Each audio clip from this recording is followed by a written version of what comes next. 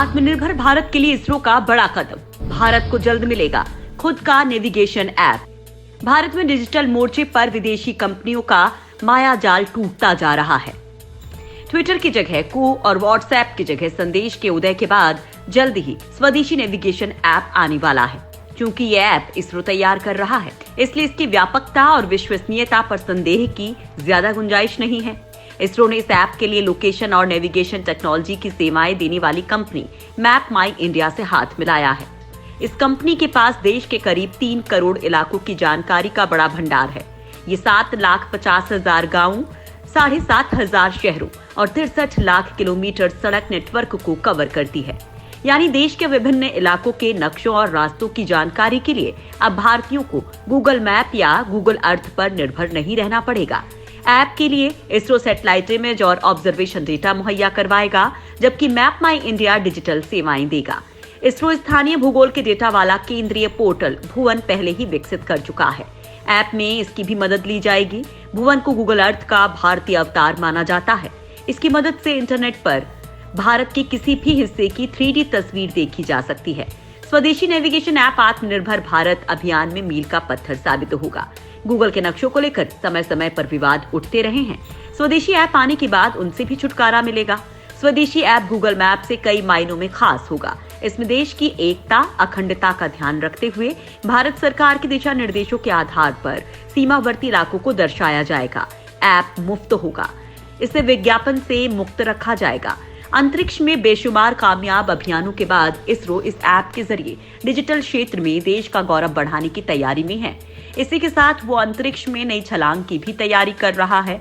Map माई India के CEO Rohan Verma ने बताया कि ये साझेदारी आत्मनिर्भर भारत की ओर एक और कदम है, ताकि भारतीय उपयोगकर्ताओं की गूगल मैप और अर्थ पर निर्भरता खत्म हो सके। अक्सर विदेशी कंपनियां हमारे देश के नक्शों को गलत ढंग से दर्शाकर विवाद पैदा कर देती हैं। क्षेत्रीय जानकारियों और सूचनाओं को भी ज्यादा पुख्ता ढंग से पाया जा सकेगा।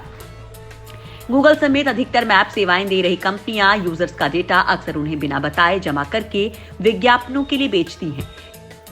इसरो और करार में शामिल कंपनी इस मॉडल पर काम नहीं करती। ऐसे में विदेशी कंपनियों की हमसे हो रही कमाई पर रोक लग सकेगी। इसी महीने इसरो लॉन्च करेगा सैटेलाइट। इसी महीने के आखिर में इसरो PSLV मिशन के तहत 2 निजी कंपनियों के उपग्रह लॉन्च करने वाला है। हाल ही में उसने बेंगलुरु के UR राव सैटेलाइट केंद्र में भारतीय स्टार्टअप्स के दोनों उपग्रहों का परीक्षण किया है। ये पहला मौका है जब इसरो ने अपना सैटेलाइट केंद्र निजी कंपनियों के लिए खोला है। अंतरिक्ष में भारत लगातार नई ऊंचाई हासिल कर रहा है। इसरो की ऊंची उड़ान दुनिया भर में अपना दम दिखा रही है। इसी कड़ी में अब एक और पहल की जा रही है। दरअसल बड़े अंतरिक्ष मिशन में लोगों का नाम भेजने की विदेशी एजेंसियों की परंपरा को अब भारत के अंतरिक्ष मिशन में भी शामिल कर लिया गया है। निजी क्षेत्र का पहला उपग्रह सतीश धवन सैट पहली बार नासा की तर्ज पर भगवद गीता, प्रधानमंत्री नरेंद्र मोदी की एक तस्वीर और 25,000 भारतीय लोगों का नाम लेकर अंतरिक्ष में पहुंचेगा। इस उपग्रह का प्रक्षेपण इसरो अपने विश्वसनीय ध्रुवीय उपग्रह प्रक्षेपण यान PSLV C51 से 2 निजी उपग्रहों के साथ करेगा। नैनो सैटेलाइट में लगेगी खास चिप। SDSat का निर्माण करने वाली चेन्नई आधारित कंपनी स्पेस किड्स के मुख्य तकनीकी पदाधिकारी रिफत शाहरुख के मुताबिक 3.5 किलोग्राम वजनी इस नैनो उपग्रह में एक अतिरिक्त चिप लगाई जाएगी।